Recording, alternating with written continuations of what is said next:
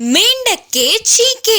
एक बड़ा जंगल था और उस जंगल का राजा था शेर। एक दिन शेर ऊंचे पहाड़ पार करते और डरते हुए गुफा में पहुंचा। शेर का डर देखने वाली लोमड़ी ने इसका कारण पूछा तो शेर ने कांपते हुए लोमड़ी से कहा, मैं नदी में पानी पीकर उसके किनारे पर आया तो तभी मुझे बड़े बड़े चींके सुनाई दिए। उन चींकों को सुनते ही मैं बहुत डर गया। यहाँ वहाँ देखने पर भी कोई भी नहीं दिखा। इस जंगल में मुझे मारने कोई अनजान जानवर आके चिल्ला रहा है। सोचकर मैं डर रहा हूँ और दौड़ते हुए गुफा में आ गया, बोला शेर। यह सब सुनने वाली लोमड़ी ने कहा, आपको मारने वाला जानवर? बोलते हुए चौंक गई। तुरंत उससे बाहर आकर लोमड़ी ने पूछा, जिन चीखों को आपने सुना था वो कैसी थी? थोड़ा विवरण कीजिए महाराज जी। कुछ अजीब और नया गुर गुर बिक बिक करते हुए अजीब चीखे थी। तुरंत लोमड़ी को बात समझ में आ गई। वह चीखे अब तक कई बार लोमड़ी सुन चुकी थी, इसीलिए उसे डर नहीं लगा। कोई डरने की बात नहीं है बोलते हुए शेर को समझाकर फिर से नदी के पास ले गई। वह जोर से गरजने के लिए बोली और वह सुनकर दुश्मन जानवर बाहर आया तो मार देंगे बोलकर शेर का हिम्मत बढ़ाने लगी लोमड़ी।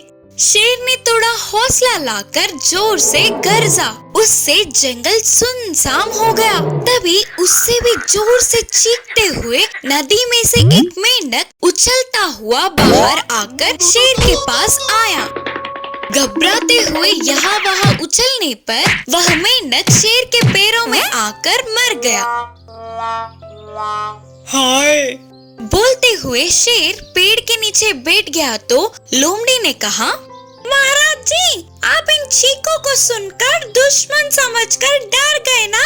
मेंढक है तो छोटे जानवर, पर उसकी चीख बहुत ही बड़ी और भयंकर है। कमजोर लोग ऐसे ही चिल्लाते हैं, इसीलिए तो कहते हैं बड़े कि चिल्लाना कमजोर लोगों की शक्ति है। बोलकर लोमड़ी ने इस कहानी की नीति समझाई। मासूम गधा। पल्लेपालम नामक गांव में अच्छैया नाम का भेड़ों का रखवाला रहता था। उसके पास एक गधा भी था। अच्छैया रोज उन भेड़ों को चराने ले जाता था। उधर उन्हें भरपूर घास चरने को मिलता था।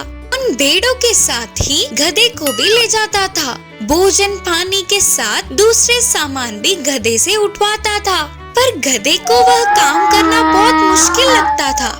हमेशा की तरह भेड़ों को चराने ले जाने तैयार होने वाले अच्छैया के पास उसकी पत्नी आकर बोली, है जी, शायद बारिश आने वाली है। बादल छाए हुए हैं ना, लगता है आज भेड़ों को ना ले जाना ही अच्छा होगा। पर पत्नी की बातों को अनसुना करते हुए रोज की तरह ही भेड़ों के साथ गधे को भी पहाड़ी पे ले गया। भेड़ चर रहे थे तो अच्छैया एक पेड़ पे बैठकर देख रहा था। गधा भी थोड़ा दूर खड़ा होकर मालिक को ही देख रहा था। तभी तेज बारिश की खबर लगते ही अच्छैया दौड़ते हुए भेड़ों को लेकर घर के रास्ते निकल पड़ा। पर गधा पेड़ के नीचे ऐसे ही बैठ गया। उसने रोज मालिक के काम करने से अच्छा जंगल में ही रहना ठीक समझा और पहाड़ों से गुजरकर जंगल के अंदर गया। अच्छैया घर पहुंचने के बाद देखा तो गधा उनके साथ नहीं था। अरे रे, बारिश की जल्दबाजी में आने से मैं तो उस गधे को भूल ही गया। बेचारी कहाँ होगी? पत्नी ने समझाते हुए कहा, कहीं नहीं जाएगी, कल आप चराने जाओगे ना, तब ढूंढ लेना। उस दिन रात को अच्छैया को नींद ही नहीं आ रही थी। अगले दिन भेड़ों को चराने ले जाकर गधे के लिए पूरे पहाड़ी पर ढूंढने लगा, पर वो कहीं नहीं मिला। बेचारा गधा शेर या बाघ का शिकार हो गया होगा, बोलते हुए रो पड़ा। जंगल में जाने वाले गधे को वहाँ के हालातों ने डरा दिया। जंगल में नहीं थी ना, इसीलिए और अंदर गए तो कहीं उसे कोई जानवर वार करके मार न दे करके वो अपने प्राणों को हथेली में रखकर बिताने लगी। ऐसे डरते हुए जीने से अच्छा वापस मालिक के पास जाना ठीक है सोचकर तुरंत ही जंगल से पहाड़ों की तरफ चलती गई। शाम तक गांव में आने वाले गधे को मालिक का घर याद नहीं था। हर एक दिन मालिक के नए काम करने पर रास्ते को भी याद नहीं रख पाई। तभी अचानक एक घर से इस गधे को मैं नहीं देख सकता बोलते हुए बड़ी आवाज आई। अरे मेरे बारे में ही बात कर रहे हैं, मतलब ये मेरे मालिक का ही घर होगा। उसी घर से बाहर आता हुआ रामैया ने उसे देखा। उसके मालिक नहीं है सोचकर दुखी होकर फिर से आगे बढ़ने लगा गधा। थोड़ी दूर चलते ही अरे ओ गधे, कोई काम ना करते हुए ऐसे ही घर पर बैठ के कितने दिन माँ बाप की खाएगा बोलकर आवाजें सुनाई दी।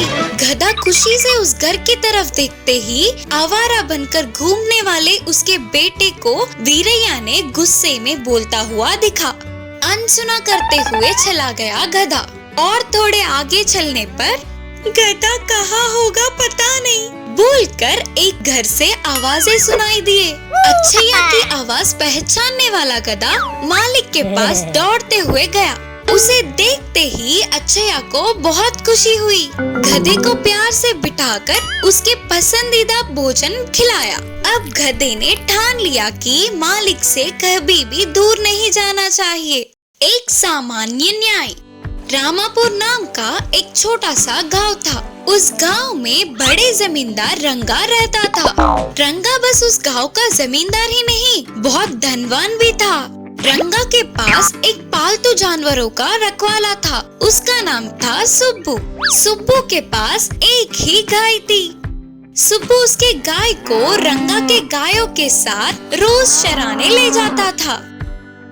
एक दिन हमेशा की तरह सुब्बू सभी गायों को चराने ले गया, पर उस दिन दुर्भाग्य से रंगा के गायों में से एक गाय को सुब्बू के गाय ने मुकाबला किया। वे दोनों बहुत झगड़ेलू थे। उन्हें इतना रोकने के प्रयास करने पर भी सुब्बू से नहीं हो पाया। उसके थोड़ी देर बाद सुब्बू के गाय ने रंगा के गाय को मार दिया। सुब्बू को क्या करे कुछ समझ न आते हुए ऐसे ही दंग रह गया। कुछ समय बाद होश में आकर थोड़ी देर के लिए सोचकर रंगा के पास चल पड़ा। सुब्बू ने होशियारी से रंगा से पूछा, रंगा जी, अगर आपकी गाय मेरे गाय से लड़कर उसे मार डाला तो उसका जुर्माना क्या होगा? तुरंत ही रंगा ने सुब्बू से कहा, उसका क्या जुर्माना होगा रे? कुछ नहीं, लड़ना और मरना जानवरों की फितरत है, उसका कोई कुछ नहीं कर सकता। सुब्बू ने कहा, अच्छा जी, तो फिर मुझे इसके बदले कुछ नहीं देना होगा ना? सुब्बू का कहना रंगा कुछ समझ नहीं पाया और ऐसे ही देखता रह गया। तब सुब्बू ने कहा, शायद आपने अच्छे से सुना नहीं होगा। मैं बोल रहा था कि मेरे गाय ने आपके गाय को मार डाला। पशुओं की फितरत है ना, इसीलिए मुझे कोई जुर्माना नहीं भरना पड़ेगा बोलकर आपने मुझे बचा लिया करके सुब्बू ने पूरी तरह से समझाया। इससे रंगा के सांसें रुक गई समझो, लेकिन कुछ भी ना कर पाते हुए ऐसे ही चौंकता हुआ रह गया। बंदर के मुसीबतें। एक बहुत बड़ा जंगल था। उस जंगल का महाराज था शेर। एक दिन महाराज शेर जंगल के सभी जानवरों से बातचीत करने लगा। तभी उधर पहुंचने वाली शरारती बंदर ने कहा, क्या है यार आपका प्रशासन? मेले में जाना मना करते हैं, नाचना मना करते हैं, गाने के लिए मना करते हैं, ऊपर से पेड़ के डालों को तोड़ने नहीं देते। ये कहाँ की राज्य पालन है? ये बिल्कुल अच्छा नहीं है। गुस्से से आग बबूला होकर महाराज शेर गरज उठे और बोले, लगता है ये बंदर सुबह सुबह भांग पी के आया है, जो मर्जी बोल रहा है। इसे ले जाकर उस खराब कुएं में फेंककर 10 दिनों के लिए बंद कर दो और भोजन 2 दिनों में एक बार देना। महाराज के मुताबिक ही उसके दोनों के हाथ पैरों को पकड़कर कुएं में फेंक दिया बालू और सैनिक। 10 दिनों के बाद बंदर को कुएं में से निकाल के छोड़ दिया गया। कुएं में से निकलने वाला बंदर शेर की शाबाशी पाने के लिए शेर की राज्य पालन ऐसे ही बना रहे, उनका प्रशासन ऐसा ही रहे, बोलते हुए पूरे जंगल में घूम रहा था। फिर से बंदर को भालू और सैनिकों ने कुएं में फेंक दिया। बंदर ने कहा, क्या होता है? तब मैंने शेर के खिलाफ बोलने के लिए सजा काटा, अब मैं उनके साथ हूँ ना, तो फिर से तुम लोग आके इस तरह मुझे पुराने कुएं में फेंक रहे हो क्यों? करके चौंकते हुए पूछा बंदर। बेवकूफ बंदर, अभी इस जंगल का राजा शेर नहीं बल्कि शेर का दुश्मन भाग है, और तुमने भाग राजा के दुश्मन शेर का ही साथ दिया, इसीलिए तुम्हें फिर से वही दंड मिला, बोला भालू। महाराज के खिलाफ था तभी सजा, और महाराज के साथ हूँ तो भी सजा, बोला बंदर। तब वहाँ आने वाले तोते ने कहा, समय और जगह देखे बिना दूसरों के निर्णय में घुसे तो ऐसे ही अपना ही नुकसान होगा। तब बंदर समझ गया और बोला, सच में जो चीज हमसे जुड़ा नहीं है उनमें हमें